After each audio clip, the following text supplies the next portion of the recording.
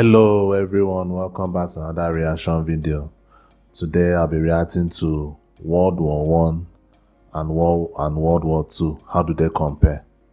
As you guys know, I just finished watching World War One and World War Two oversimplified, and trying to watch this video to see the comparison between the two wars and or any similarities or any differences that these two wars may have had. And guys, I'm going on a world exploration. It's been a great ride so far, and I'm really appreciative to all of you guys that are supporting me, showing me encouragement. And I would like those of you that may have not subscribed yet, please subscribe to the channel and hit the notification bell for more content. And let's get into the video.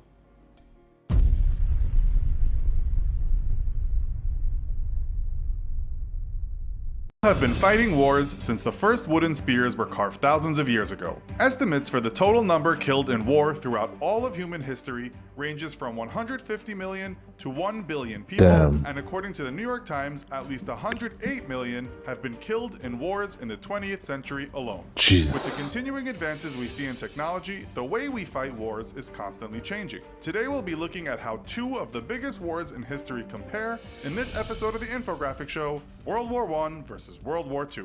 World War I, also known as the First World War, the Great War, or the War to End All Wars, was a global war. It started in Europe and lasted more than 4 years, from 1914 to 1918. The conflict... Now, thinking about it now, I'm just realizing I call it World War One and World War Two, meaning the First World War and the Second World War. That means there's never been any world war in history. Never. But there have been, wars around the world everywhere, the civil wars in different countries. Even my own country, we had a civil war. Almost all the countries, at least I think over half of the countries in the world have had a civil war.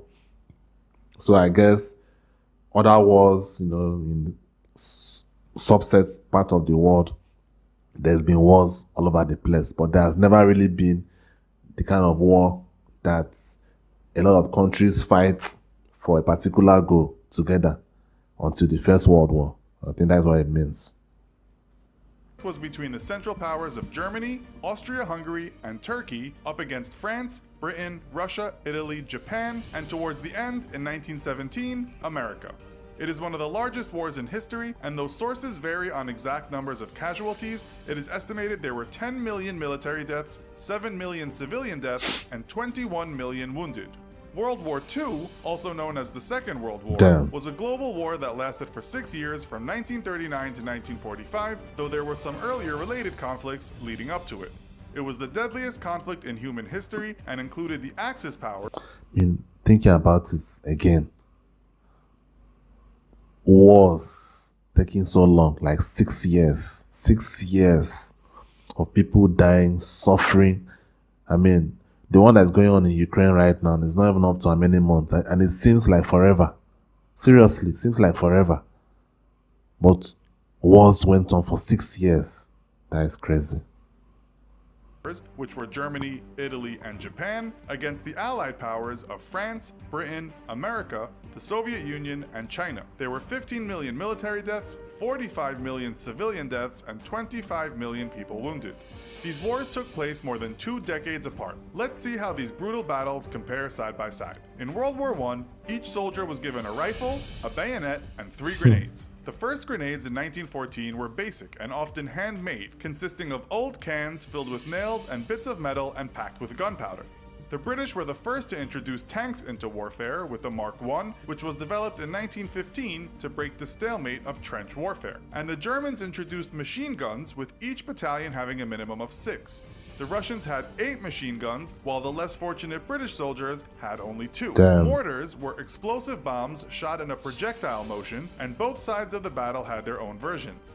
Heavy artillery was one of the most significant elements in the First World War, and for firing from behind the lines, there was a lighter, more localized form known as field artillery. Gases were commonly used to occupy enemy trenches, barbed wire would be placed near enemy camps to prevent enemy soldiers from entering, and in 1915, the Germans even employed flamethrowers against the French. What about World War II? Well, 25 years later, things had advanced. There were lightweight machine guns, which soldiers could use against low-flying aircraft, as well as well-equipped Navy carriers that had cannons to shoot down heavy aircraft. The bazooka, which you may remember as Hollywood character Rambo's weapon of choice, is an anti-tank, handheld missile launcher which was used against the German army. The Germans themselves had the Fritz X guided bomb to use against anti-aircraft guns, U-boats to sink American ships, as well as the Panther tank, which formed the backbone of the German Blitzkrieg tactic. But the biggest advancement, and probably the most famous weapon of the Second World Nuclear War, bomb. was the Atomic atom bomb bomb. that was used by the Americans to wipe out the Japanese cities of Hiroshima and Nagasaki and end the conflict. With all the injuries that come with war, one of the most important aspects of fighting a long, drawn-out battle is medical support. When World War I broke out in France in 1914, horse-drawn wagons with baskets on either side were used to get a wounded soldier from a battlefield to a hospital. That often meant first being taken to the nearest train station and put in the straw of a cattle car and sent towards the nearest city that had a hospital. No bandages, no food, and no water. One of those trains had dumped about 500 badly wounded men and left them lying between the tracks in the rain with no cover whatsoever, recounted Harvey Cushing, the head of the Harvard unit of volunteer doctors at the American Ambulance Hospital of Paris. But with all these injured soldiers to deal with, doctors actually learned enough to vastly improve a soldier's chances of survival. At the beginning of the war, they only had amputation as a solution, but they learned to disinfect wounds, to operate on the injured soldiers, and repair the damage from enemy artillery. Ambulances, antiseptic, and anesthesia all emerged from the medical community, having to deal with millions of deaths in the First World War. When the Second World War arrived, every country was far better prepared, but again, having to deal with an extraordinary number of injuries also changed the medical landscape, most notably with the role of nurses, of which many came from America. Not only did the number of female nurses increase significantly during the war, but the responsibility they carried became more critical. In 1941, the Army Nursing Corps had a mass shortage of nurses with fewer than 7,000 available, leading to the need for nurses to volunteer to serve. In order to join the nursing corps, a woman had to meet certain criteria. Naturally, she had to be a citizen of the United States and to be a registered nurse. From 1943, Army nurses were required to undergo additional training such as field sanitation, psychiatry and anesthetics, and physical training to help build up their endurance.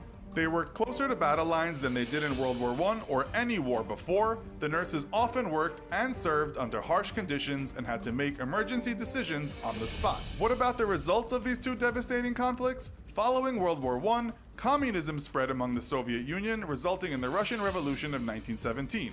The Treaty of Versailles resulted in the German army being forced to pay $31.5 billion as reparation for the war. The Empire of Austria-Hungary split their union and formed independent countries of Czechoslovakia and Yugoslavia, and there was a Great Depression in America. After World War II ended, with the victory of the Allies against Germany and Japan in 1945, the European economy had collapsed, with 70% of the industrial infrastructure destroyed from the war. Germany split in two, with East Germany adopting a communist policy. Hitler and his closest associates committed suicide, but many other associates, especially Hermann Göring, was sentenced to life imprisonment for hate crimes. And the United Nations was formed on October 24, 1945, promising to uphold the peace. Both of these wars had a devastating impact that was felt for many years after. So, can you envision a third world war? No, can't envision. How do you think it will compare to the Bye. No, we can't envision a third world war. I mean, like, looking at all these wounded soldiers, I mean, like, war is really devastating. It's really devastating, and it's very unfortunate what is going on in Ukraine right now. And we have thought that this kind of wars, that we won't live to see this kind of wars. Like, I'm not trying to equate what is going on in Ukraine with what happened in World War I and World War II. That's not what I'm doing, but it's just unfortunate that human beings have always resorted to fighting all the time, and for most of the time for stupid, pointless reasons. It's really unfortunate. Anyway, guys, I just wanted to watch that to just round up the World War videos, and I hope you guys enjoyed the reaction. Till next time. Peace.